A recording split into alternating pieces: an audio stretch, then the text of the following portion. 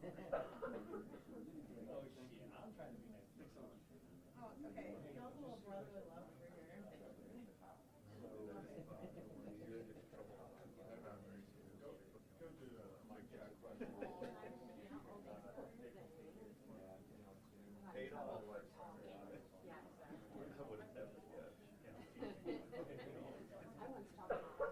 Mic check, mic check. Mic check, 1 2 1 2. Mic check. Jeff, is it good? Okay. Speak up.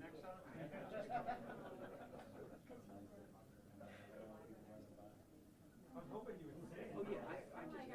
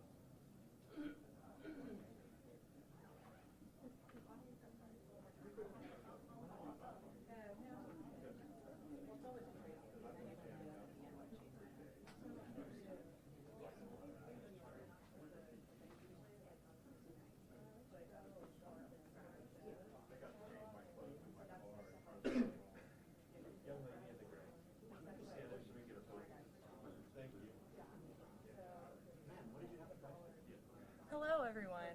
I did get mistaken earlier for being part of the governor's office, but I'm not. I'm not.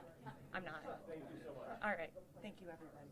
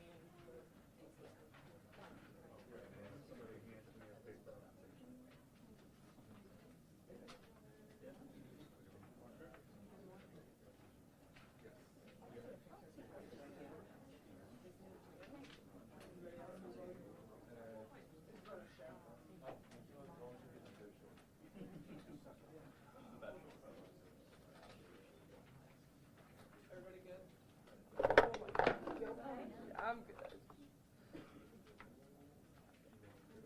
What line do you want, Jake? One.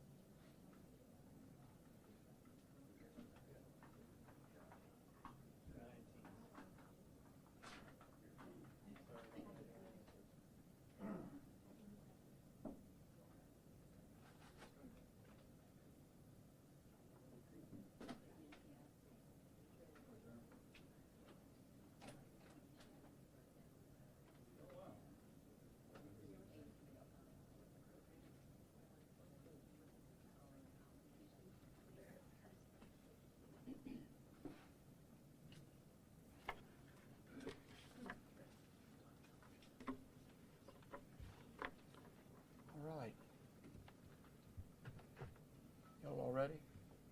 We good? All right, well, good morning. I first want to start off by reminding the citizens of Louisiana that as you travel around the state, you will see the flags of all state buildings at half-mast in honor of those lives that were lost in this horrific act of violence. I also think that it's important to remember that what happened yesterday was akin to those who are old enough to remember jigsaw puzzles. And that you would take a 1,000-piece jigsaw puzzle and you empty the box and you've got to start sifting through those pieces. And you want to start, if you're real good, you start at the corners, right?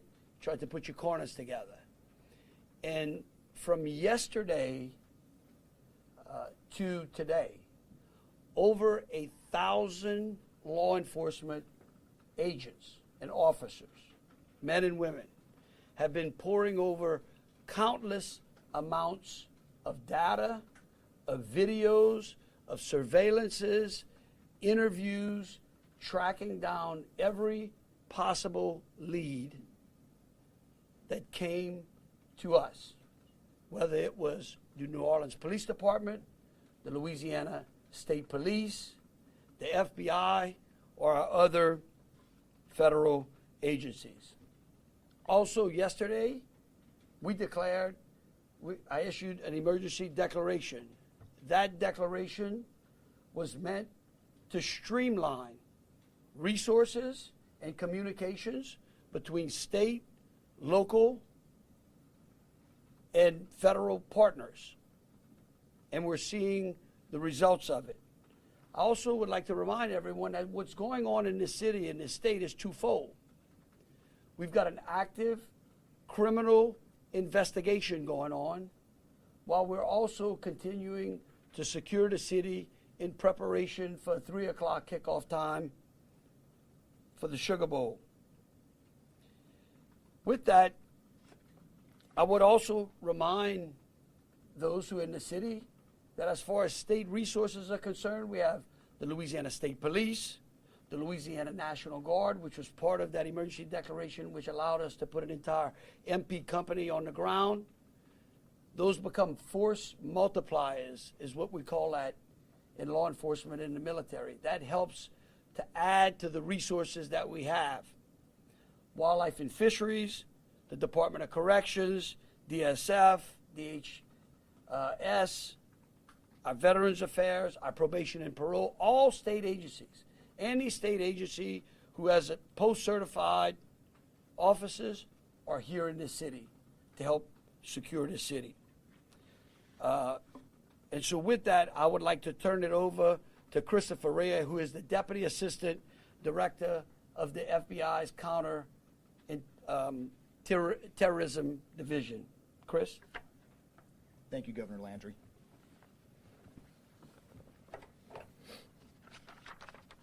Good morning.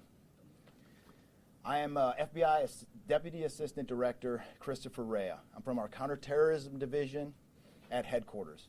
I'm also joined by Assistant Special Agent in Charge Alethea Duncan from our New Orleans office, who you heard from yesterday.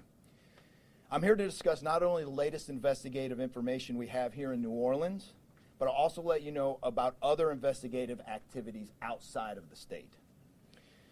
I first, and most importantly, want to send our deepest condolences to the victims of this horrific attack and their loved ones. 14 innocent victims were killed in this senseless attack, and at least 35 are injured.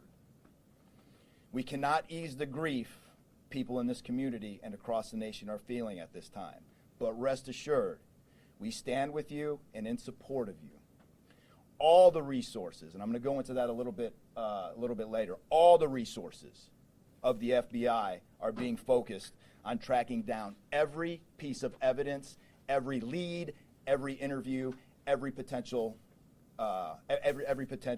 lead we've got. While I won't be able to answer all your questions today, my goal is to be as forthcoming as possible with you on what we've uncovered so far. First and foremost, let me be very clear about this point. This was an act of terrorism. It was premeditated and an evil act. This was obviously a critical incident, and with that, lots of information and tips come pouring in from law enforcement, first responders, and the public. We have been aggressively running down these tips and information. As you all know, that takes time, and we will continue to do so until every lead has been followed through on. This investigation is only a little more than 24 hours old. So I ask you to keep in mind that as I go through some of the specifics later.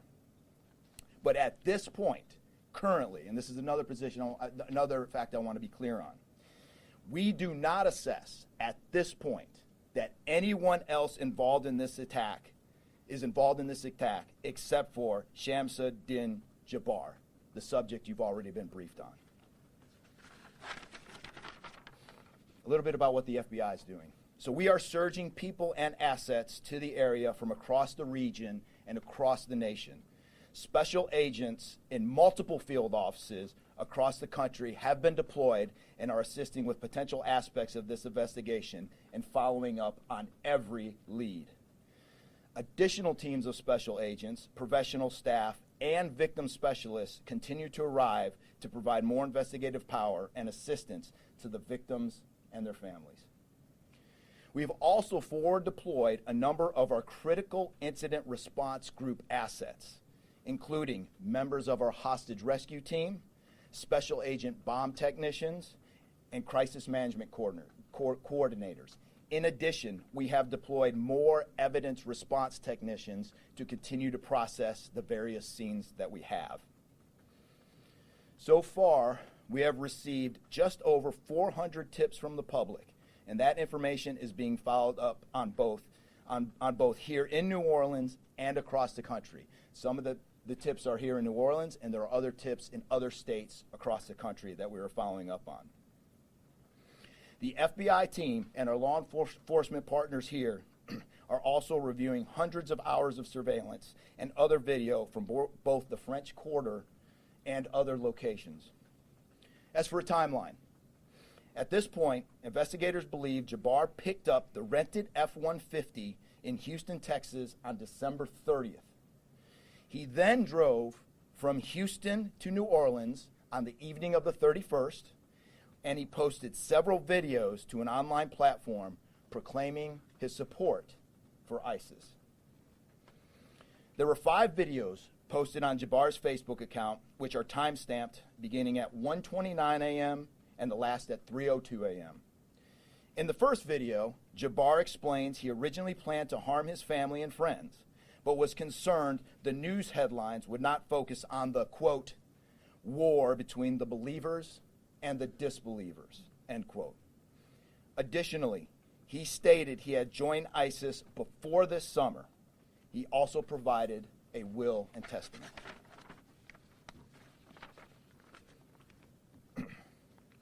FBI and ATF. We have a couple different scenes at the location. We have released the scene at Bourbon Street. That scene has been released. We also have a scene off of Mandeville Address where we're currently searching that scene right now. FBI and ATF agents have secured that house, and that location is being searched for potential evidence. On New Year's morning, Jabbar opened fire after ramming through a blocked-off area of Bourbon Street, used his truck as a weapon to run over the victims. Teams of specially trained victim specialists, again, as I said, are on the ground here in New Orleans, assisting survivors of the attack and loved ones of the deceased. We do not believe the public is in any danger around any of these locations. 3 phones linked to Jabbar have been recovered, and digital media exploitation is a priority to see what is on the devices and determine if there are any other potential leads. Additionally, we have recovered 2 laptops and are currently reviewing them for any potential leads. Those laptops were recovered at the Mandeville address. Evidence technicians will also be going over the F-150 truck Jabbar was driving. As you know, we recovered an ISIS flag from the back of the vehicle. Jabbar declared his support for the terrorist group on social media, as I stated before, as he made his way to New Orleans. FBI bomb technicians also recovered 2 IEDs in coolers, one from the cross-section of Bourbon and Orleans Street, and the second at an intersection approximately 2 blocks away. There were multiple reports of other devices. Those reports turned out to be misinformation or not actual functioning devices. Those are the only 2 devices that we've been able to recover that were functional.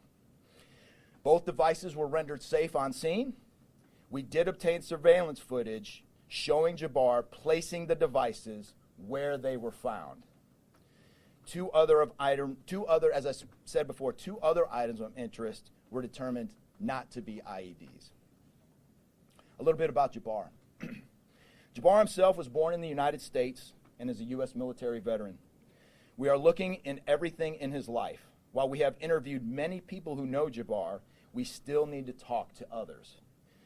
Whether you know Jabbar personally, worked with him, served in the military, or saw him in New Orleans or Texas, we need to talk to you.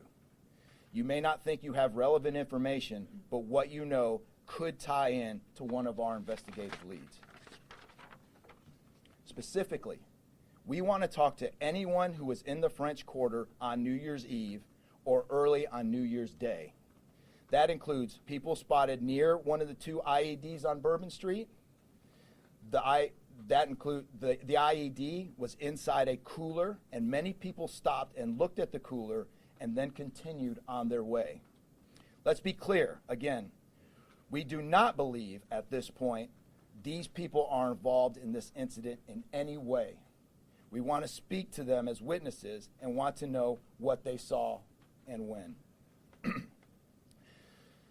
I went down to the crime scene last night. It is very hard to put into words what it looked like and how difficult it was to see. Anyone with information can call us at 1-800-CALL-FBI or send digital tips to fbi.gov/Bourbon Street attack. Early this morning, evidence response teams finished their work at the crime scene. Bourbon Street has been turned over to the city of New Orleans. As you know, there's also an FBI investigation in Las Vegas. We are following up on all potential leads and not ruling everything out. However, at this point, there is no definitive link between the attack here in New Orleans and the one in Las Vegas. And again, I'll preface everything with what I started with in the beginning, which was this is very early in an investigation like this.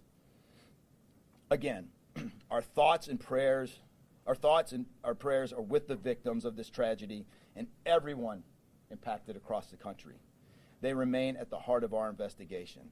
I also, although I've only been on the ground here a short time, I also want to express a sincere appreciation for our partners here, which include the U.S. Attorney's Office, HSI, ATF, the New Orleans PD, the Louisiana State Police, the Governor's Office, and countless others.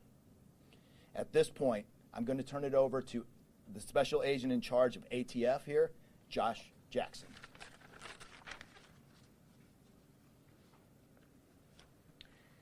Hey, good afternoon. As stated, my name is Joshua Jackson. I am the Special Agent in charge for the ATF New Orleans Field Division. And ATF's primary mission is preventing, reducing, and solving violent crime throughout the United States and abroad.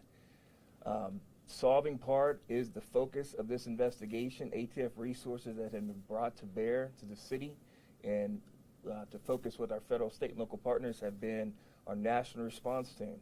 We spoke about the scene that's still being processed now. The national response team of ATF is a team of certified fire investigators, certified explosive specialists, fire engineers, electrical engineers. These folks will give us additional investigative leads to help the investigative team identify what happened at the location in Mandeville and identify how that fire started and move the investigation forward from there. Additional resources that ATF has brought to bear into the city as our ATF Special Response Team. This is a tactical team capable of handling any sort of enforcement operation. This team is deployed, on set, and ready for the Sugar Bowl today. This team is also made available to the Louisiana State Police and also New Orleans Police Department to assist with any efforts that they may have during this period.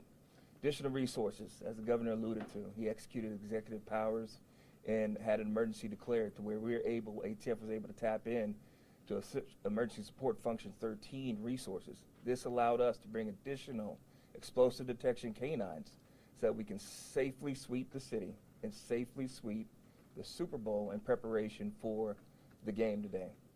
These resources will still be in the city as we lead up to the Super Bowl and through Mardi Gras. These type of ATF resources will be here.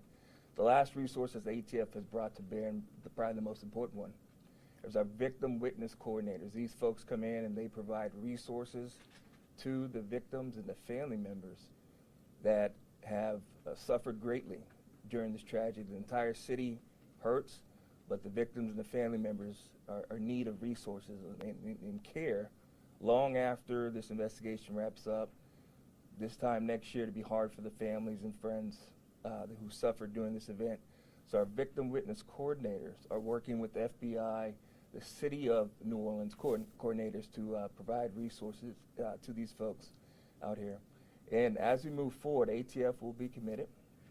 We will work with the investigative team moving this investigation forward, but also we'll be here to make sure the city is safe and prepared as we move into the Super Bowl. And with that, I'm going to turn it over to our mayor of this great city, New Orleans. Madam Mayor. Thank you so much. Well, good morning once again. And I just want to just echo my thank yous to the unified command of our law enforcement partners and at every single level, federal, state, and governor. Governor, thank you for your partnership. Yeah, thank you.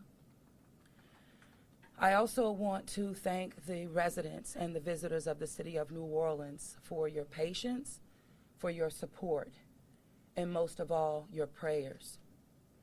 Our hearts and prayers continue to go out to the victims' families, and the city of New Orleans, we're resilient. And as I stated on yesterday, my focus in terms of a priority has been on our victims. As you've heard, that yes, the FBI was able to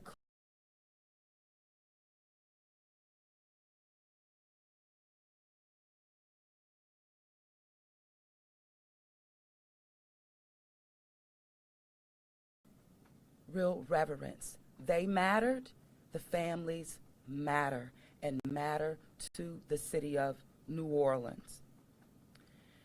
In addition to that, I want to just thank again our federal partners in Washington listening to my plea personally for the additional resources to allow for the scene to be cleared, and again, attending to our victims.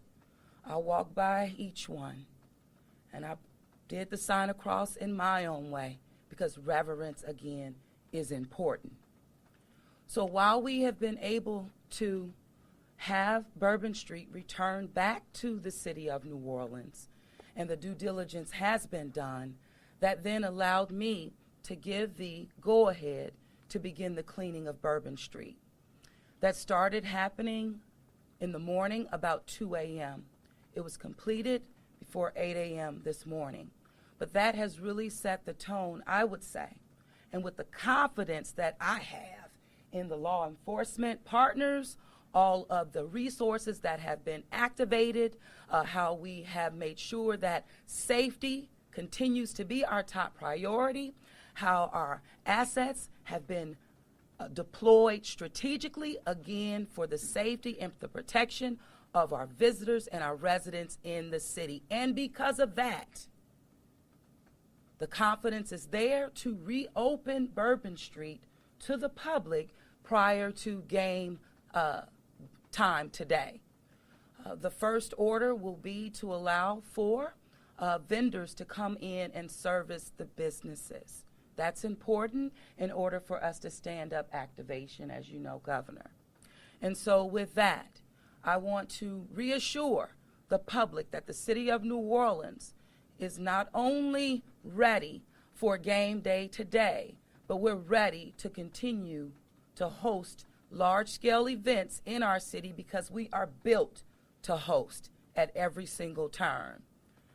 I want to, again, thank all of those who responded to the FBI's call for information and tips. As you heard, that has been useful. Continue to do that. The investigation is still active and absolutely under the FBI's leadership. We will continue to operate and cooperate as we always have. So I want to also thank all of our partners for the added resources for victim and crisis management. We know that that's, again, important.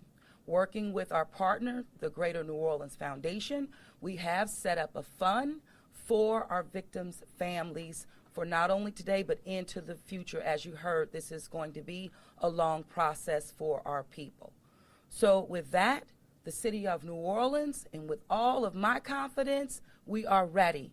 And we could not get here, again, without the unified presence, support, and cooperation. We are stronger together. And I want to say again, thank you so much. Thank you, Governor. So once again, the governor would like me to reiterate that Bourbon Street will be prepared for full activation before game time today. We know 3 p.m., so we're working towards 2:30 p.m. But prior to game time, the kickoff, Bourbon Street will be restored. So we're hard at work now. Our teams are now, and of course, working with our business community to serve our public and serve our residents and our visitors alike. Okay. In closing, I want to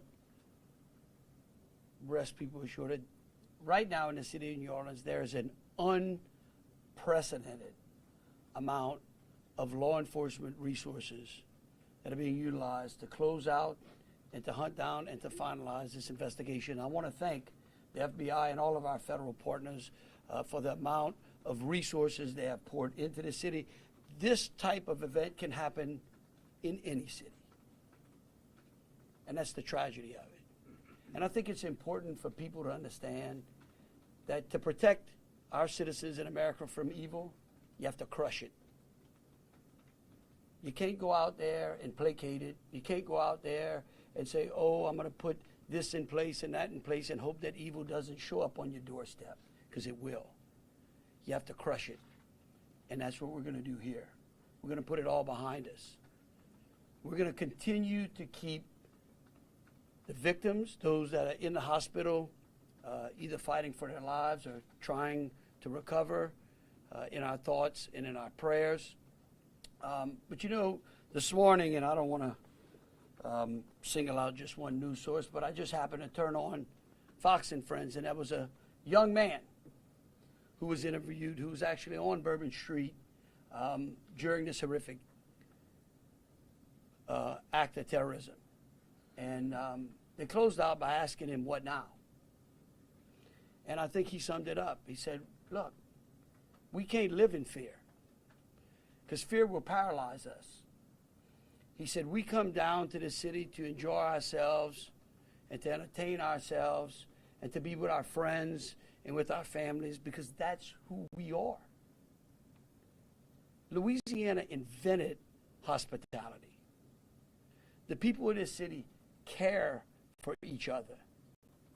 And believe you me, we care about each one of the lives that were lost in this city, and that we will never forget them. But it would be a tragedy if we let their losses be snuffed out because of fear. This city will be back. We will be open to family and friends and loved ones who want some time to relax from the pressures of life. And so today, we're going to have us a sugar bowl. We're going to enjoy ourselves. We're going to keep those, again, who have lost loved ones in mind, and we're going to get on to the business of this city and this great country. With that, I'll take any questions.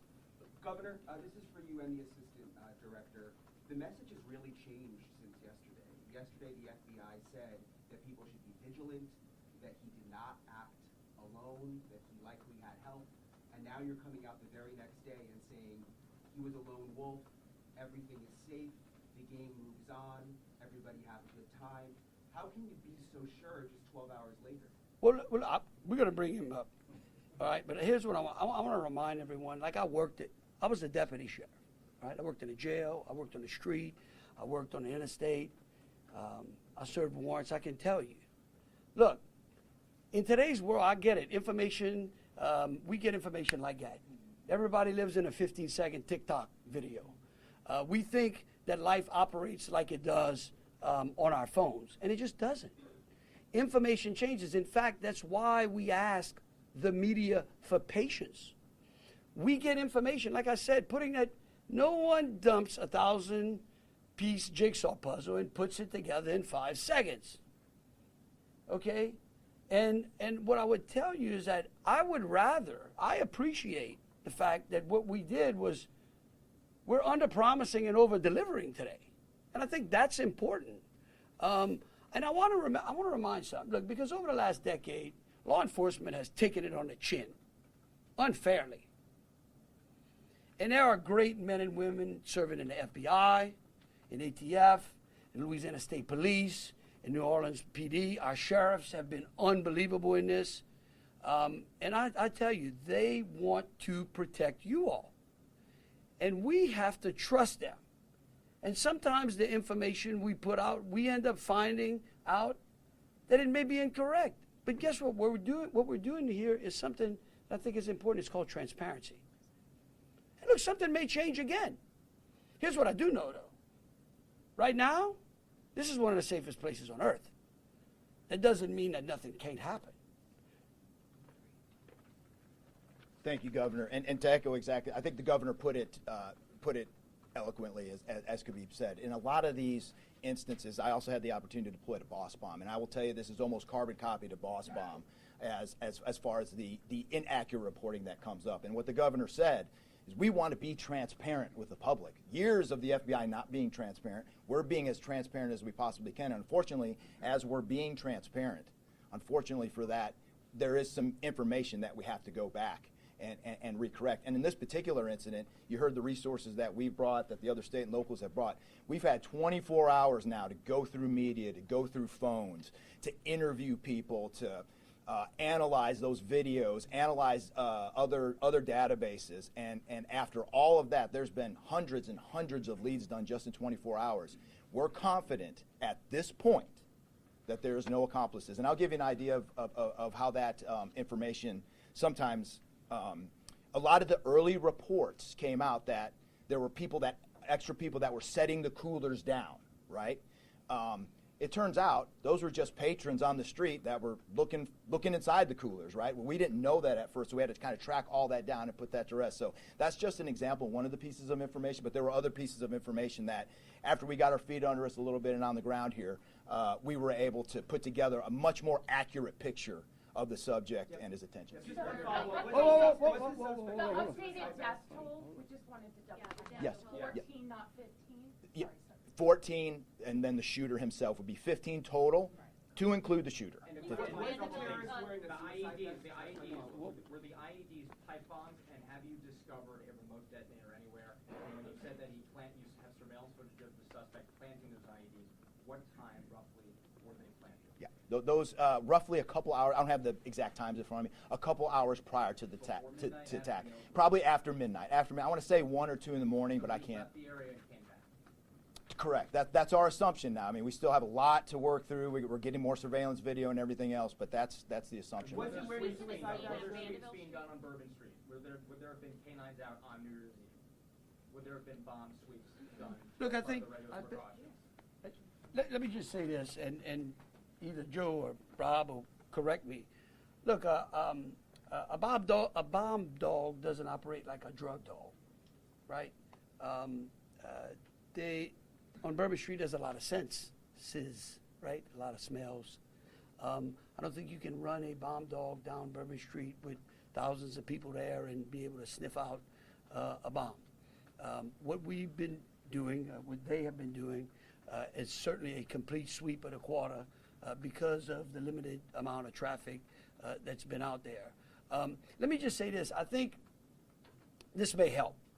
It would be my hope that as some additional time goes through, maybe closer to maybe the beginning of next week, we will, if we've got it to what extent buttoned up as we could, I would work with the FBI and the city, and maybe we can come up with a timeline to be able to get you those informations, kind of walk everyone through from day one through. I think it's extremely premature, and you're really putting us on some speculative grounds to ask some of those questions, because again, it's only been 24 hours.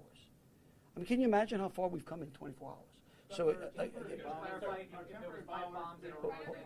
whoa, we'll go one at a time. Being done to make Bourbon Street safer tonight than it was New Year's Eve? Are temporary bollards being brought in to block off the street, and why weren't those used on New Year's Eve? Well, look, here's what I'm going to say. Every time some bad guy does something like this, there's what we call an after-action review. Because again, nothing is 100%. We have reinforced the area. We have deployed some additional types of assets. I personally, it's up to the city or other, I don't like to give specifics because I don't like to tell the enemy what we got. But I can tell you we're in better shape than we were before. We have time for two more questions. Can you speak to the Mandeville scene? Say- Can you speak to the Mandeville scene? And then we'll go to you. Some neighbors at that site told us they smelled smoke early in the morning. Was there a fire there? Any kind of burning happening? Yeah, Do you great. still believe that fire happened after the suspect was killed? That's correct. Yeah, I'll move to 18. I do want to address the suicide vest question. I want to kill that one right away. Okay. There was no evidence that the subject was wearing a suicide vest at all. So I will turn the Mandeville stuff over to ATF. As to the fire at the Mandeville scene, so our working theory now is that the fire started after Jabbar was already deceased. There's a lot of different ways that could happen. You could have different time devices. You could have a long cord that extended that time. You could also have pressure cookers that were put on top of the stove filled with gasoline, and then it went off. There's a lot of different ways to do it, but that is why our ATF National Response Team is here to answer those questions and get that investigative lead back to our team. So more to come on that. We're still processing that scene. We're out there right now. Are you able to assess what type of How he became radicalized over all of this time, what brought him to Bourbon Street? Do we understand, was there any international travel involved? What led him down this path to this sort of radicalization? Sure, a lot of questions we're still asking ourselves. We know that he specifically picked out Bourbon Street. Not quite sure why. I mean, I think one can assume that it was lots of people New Year's Eve, with a target for an attack. That's the stuff in the coming days as far as that path to radicalization that we're really going to be digging into and making a priority of. So what I can tell you right now is that he was 100% inspired by ISIS, and so we're digging through more of the social media, more interviews, working with some of our other partners to ascertain just how to ascertain a little bit more about that connection. We're gonna do one more. Kate. Right there. You've had your hand up for a while. Yeah. Sorry. Thank you, I appreciate it. Yeah. It's actually for Special Agent Ryan. Sir, I prefer those. I'm not sure. In order to reassure people, would you be able to explain the analysis and evidence that has led to this most recent understanding that he was a lone actor and that there is at this point, at least from your understanding, no further danger to the public? Sure.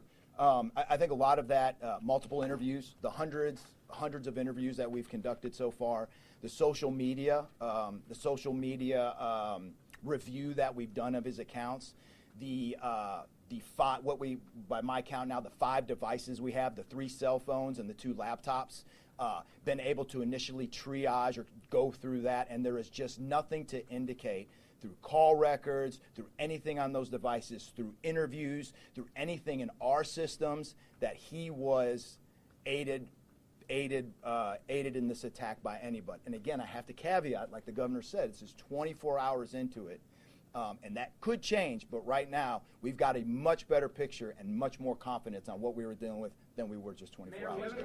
All right, look, thank y'all so very much. Again, we are going to try to get y'all as much information as possible. So any additional information will be put out through press releases. Thank you so very much. Board, are we going to be making Bourbon Street a pedestrian only, or are we going to be allowing cars to drive over? Pedestrian only.